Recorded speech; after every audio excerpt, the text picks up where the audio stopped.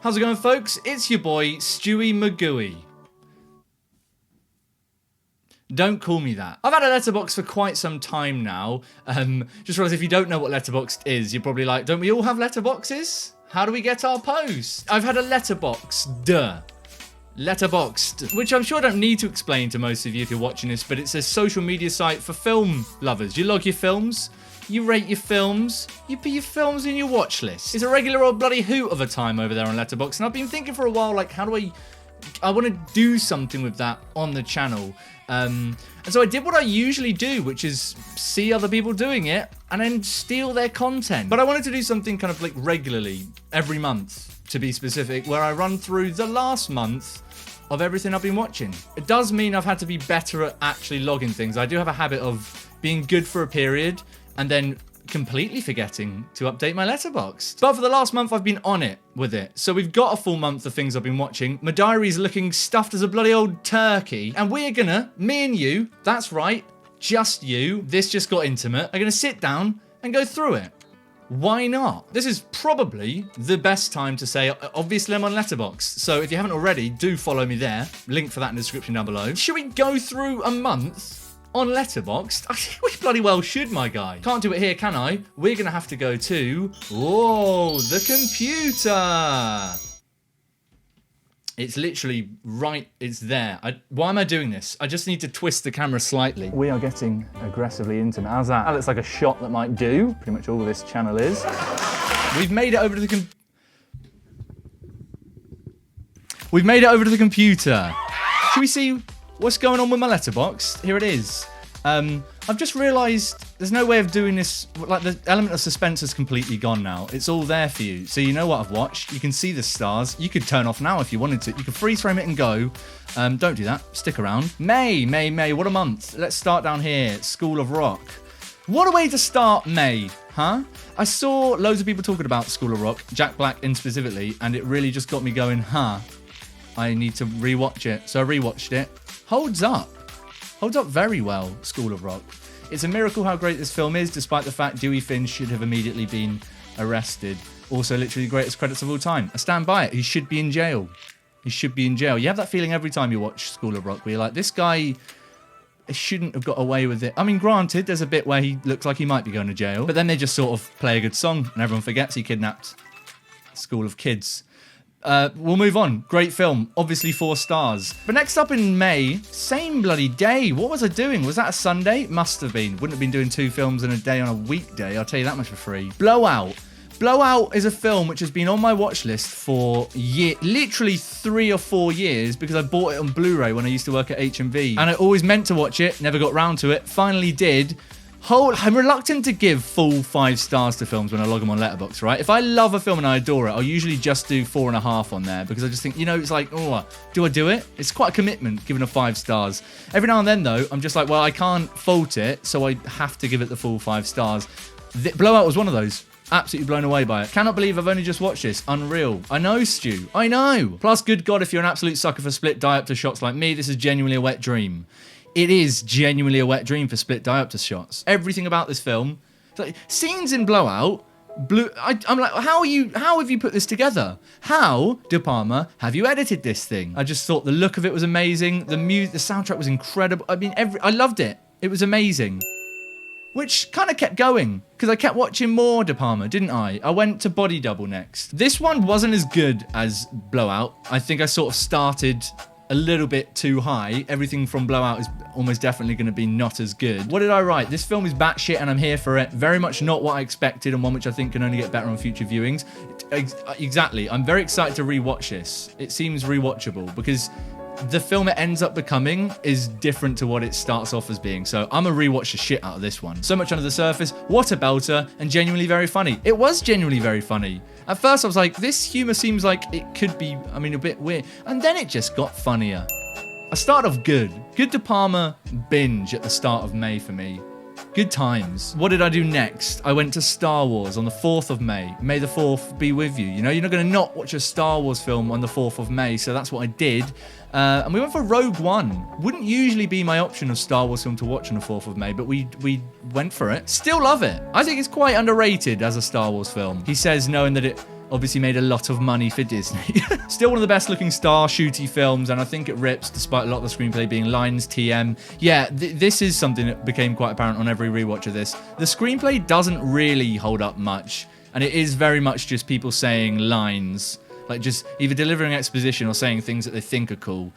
Granted, often it is cool, because it looks so cool, and it's Star Wars. No one's character's ever really feeling deserving of the fucking cast they pulled together here. Set pieces are stunning. I genuinely get lit for the ending. Yeah, I really like the end of this film. It's the setting. It's one of those endings where you're like, I want to be there and on the beach. Not all the war stuff. I'd take that out, leave that aside, but I would like to be there, maybe just from the sidelines, sipping a pina colada. You're right. You're all gonna die soon. Next up, though, we went from Star Wars back to De Palma. I carried on going with Dressed to Kill. This was a weird one because I really enjoyed it because it's De Palma, and I think watching De Palma films, like as a creative, as someone that likes making videos and films, it's just a masterclass. It's all the tutorial you could ever want because everything is created so well. But basically, it's got some very questionable gender politics. It's basically just like, if you dress up as a woman, you're mental and you're going to kill people. Which, as you can probably imagine, hasn't aged well. This film is so well shot and directed, and then every now and then it will stop to remind you it's 41 years old. There's definitely has to be an acceptance of changing politics when watching older cinema through modern lenses, but it doesn't stop some of this feeling uncomfortable, to put it lightly. Yeah, I agree with you, past Stu, from earlier in the month. But it's just so well made, beautifully shot, fantastic score. Definitely the weakest, I think, so far through the month of De Palma's stuff. But then I was like, hey, look, De Palma, you've had enough of my time this month. I want to go back to something new, something fresh that I haven't seen before. And then I scrapped that thought and I went and watched Lord of the Rings again. We start with Two Towers. We didn't start with Two Towers. I'd already watched The Fellowship in a previous month. But so yeah, we watched Lord of the Rings Two Towers in May. My girlfriend's never seen them. Not a big fan of Lord of the Rings. She's wrong. So I sat her down. I was like, look, you're going to watch this with me. I'm not going to gush. I kept it short on my review. I spend 85% of this film with goosebumps. It's true. That's all there is to say. Goosebumps all over. And then tears. Lots of tears. I do think it is, I think, the weakest of the trilogy. And that's not to say I don't love it, because, hey, look, I gave it 5 stars. Then I went to a film which I've been gagging to watch for a long time. Another one which has been on my list for a very, very long time. And that's Blue Ruin, which is a film by Jeremy Saulnier, who did Green Room. Don't know if you've seen that. Maybe you have. Probably. It was very good. And I was disappointed, I think, only in so much as my expectations were very high for it.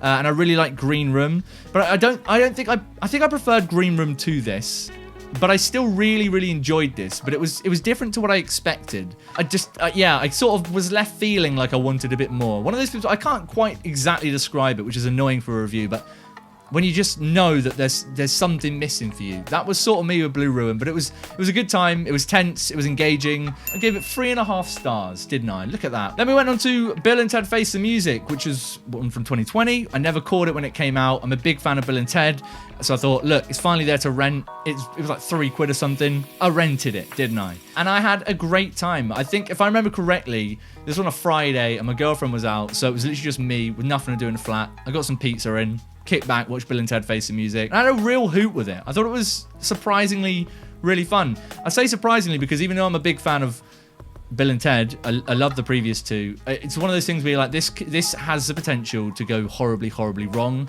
I said I had such a good time with this. Genuinely some of the most impressive prosthetics I've seen in ages. Yes, the old people prosthetics in Bill and Ted Face the Music are some of the best prosthetics I've seen in...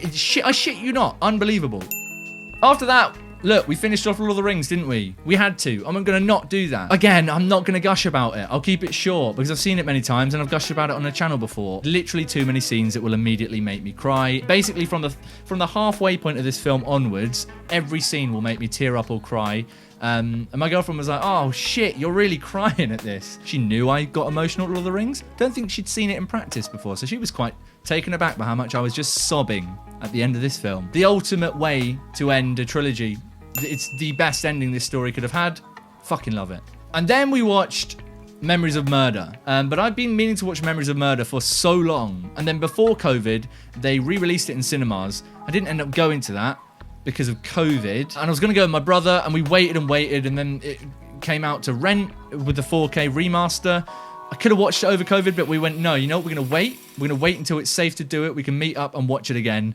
And it just so happened in May the 17th, the exact day that some of the guidance in the UK was eased, so we could meet people inside. My brother came round, we slapped it on, did not disappoint. Did not disappoint at all. I said at the beginning of this video that I'm not one to immediately give films 5 stars on their first watch, but I did it again with Memories of Murder. I didn't actually realize it was based on a real life thing. Not a thing, horrible crime that happened. Thing puts it lightly. It's based on a real crime, which never got solved. I didn't realize that. And they ended up solving it after the film, which is interesting. So I just spent ages reading about it after watching it. Fucking hoot of a film. Admittedly not my most enlightening Letterboxd review. I just put good actual fucking God. So sorry that didn't clear up a lot for you guys. But then on the 18th, I caught up on some Oscar winners, specifically Nomadland, which came out in the cinemas from May 17th, because that was when cinemas reopened in the UK. So this was my first film back in a cinema since Tenet. I was very excited. I didn't watch it on Disney Plus because I thought, no, I'm gonna wait a few weeks, have a bit of patience, and watch this thing on the big screen. I loved it. Thought it was brilliant. Thought it was brilliant. Think this is the potential to be a massive awards contender, I said. One to watch, I said. Good old joke, Stu. Funny because it did get a lot of Oscar. Best Picture, didn't it? Got that one. Don't know what there is to say that hasn't been said about Nomadland. That's probably why I made this admittedly hilarious and groundbreaking Letterboxd review for all of you guys to enjoy. And then I watched another beautiful film on the 23rd, which was La La Land. I was very hungover this day. So what do you do when you're hungover? You throw on La La Land, which is, I've seen it already many times. I mean, it says I've seen it 3 times before. That's a testament to me not updating my Letterboxd as much as I should, because I've seen it much, much more than 3 times. It's a 5-star. Still, it doesn't get worse. In fact, I love it in different ways. Much like Nomadland, I think this is one which over time people gradually get a bit more cynical about. There's a lot of people that don't like it. Fine. You do you. But as I said in my review, I don't trust people that don't like La La Land. So I don't trust you I don't trust you if you don't like La La Land. And then also on the 23rd, this was a stacked day. 3 films on the 23rd. We really did hit some gems on that hungover day. We watched Scream. Which, it's so good, Scream. I hadn't watched it in a long time, and it surprises me how, even now, after what is that, 27 years since it came out, it still feels like it could have been made today. Like, it feels incredibly relevant and fresh for pop culture. I'm somehow always surprised how fucking great Scream is on every rewatch. The sheer audacity of it to whip this hard. That is it. It's the audacity of it. How dare this film whip that fucking hard? It's so good. It's a bing bang 4.5 stars, my guys. But we couldn't not watch a terrible film while we were hungover, so we then went to watch Final Destination. What is there to say about the Final Destination other than it's terrible? I didn't give it just half a star because there is genuinely an element of entertainment to this film, which I think does mean that I do think it kind of deserves more than just half a star. Although I guess on like technical merit, it doesn't deserve anything because I mean, there's no that's going to be savage. There's no real talent involved is what I was going to say, but I guess they pointed the camera and they did hit record. So they did something right. The butt suck gets funnier every time. The guy gets his butt sucked out of the hole on the bottom of a pool. I mean, that says it all. It says it all. But then towards the end of the month, on the 26th, I watched Oxygen, which is one of the films on Netflix this year that I've seen a lot of people sort of saying, this is a good little thriller. So I whacked it on, and it was a good little thriller. It was good. I think while I was watching it, I enjoyed it more than I do thinking back on it. Lots of this film thinks it's doing crazy twists that are more groundbreaking than they actually are, which is pretty much what I said in my Letterboxd review. Said was not expecting this to be as engaging as it was, but I think it sort of falls into a lot of super not as crazy as the film thinks it is sci-fi plot twists. But Melanie Laurent is fucking great, and it's well executed enough to make for a gripping old time. Had fun.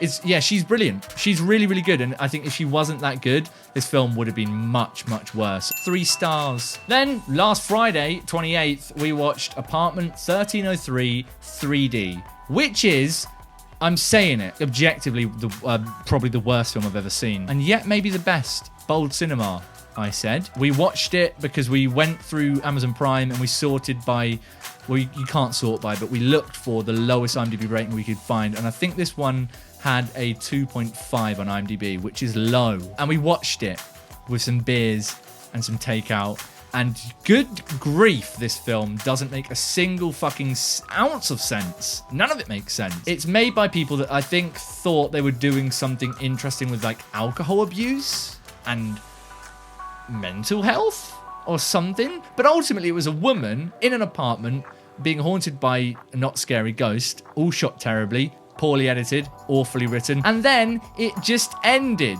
You know when you're watching a film, and I do this a lot, there'll be a fade to black, and it is admittedly the gold standard of joke. I'll always resort to it. You go, oh, it's the end, isn't it? You know, oh, fade to black, the end, roll credits. It's a funny joke because, you know, the film isn't ending there. This film ended there. We were joking, like, imagine if it just ended. The credits rolled, and I shit you not, it's missing a third act. But then I finished off the month with an Adam Sandler film. I finished it with You Don't Mess with the Zohan. What did I have to say about that? The Sandman tackles the Israel-Palestine conflict, and that has aged about as well as you'd imagine. But also, this film came out in 2008, right? Admittedly, 13 years ago, but I still almost don't feel right saying it hasn't aged or like it's of its time, because I can't imagine 2008 was the right time for this film either. I remember watching this when I was younger and, you know, just being like, oh, this is so funny. So watching this now, this is, yeah, I'm willing to say it, this is beyond racist, sexist, and just incredibly problematic. 85% of these jokes in this film are just Adam Sandler's got a big penis and he's gonna fuck a girl. The other 15% are either this funny Israeli person likes hummus, and then also, isn't it funny that these Israelis and Palestinians fight? And you think, I mean, obviously, look, I'm not looking for deep, groundbreaking political analysis from an Adam Sandler film, but it would have been nice to not suggest that this conflict was just like a little bit of bickering because they didn't like each other. There's some real shit that happened over there, Adam. Some real shit. 1 star I gave it.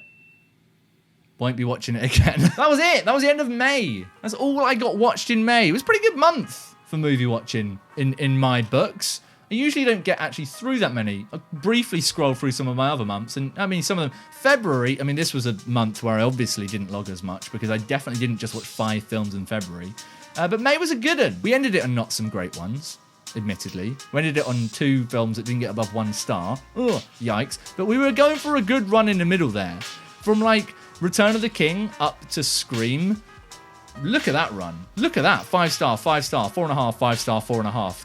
We smashed it. But that's it. That's my run through of what I watched last month on Letterboxd in the month of May. I hope you had a good time with this. Hope it was fun. Let me know if you enjoyed this, because ideally I'll do one of these at the end of every month. It just works, doesn't it? And let me know what you guys have been watching over the last month. Drop your Letterboxd below. I'll add you. Why not? If you had any complete objections to the films I rated over the last month on Letterboxd, vent it down there. Go nuts. Go nuts. I'll see you guys soon for some more bloody old content. It's going to be a hoot of a time. There are films coming out at the moment, actually in the cinema. So hopefully some more reviews for you guys. We'll see how it goes. Until next time, stay beautiful, stay safe. Don't do anything silly. Like, I don't know, watch You Don't Mess with the Zohan.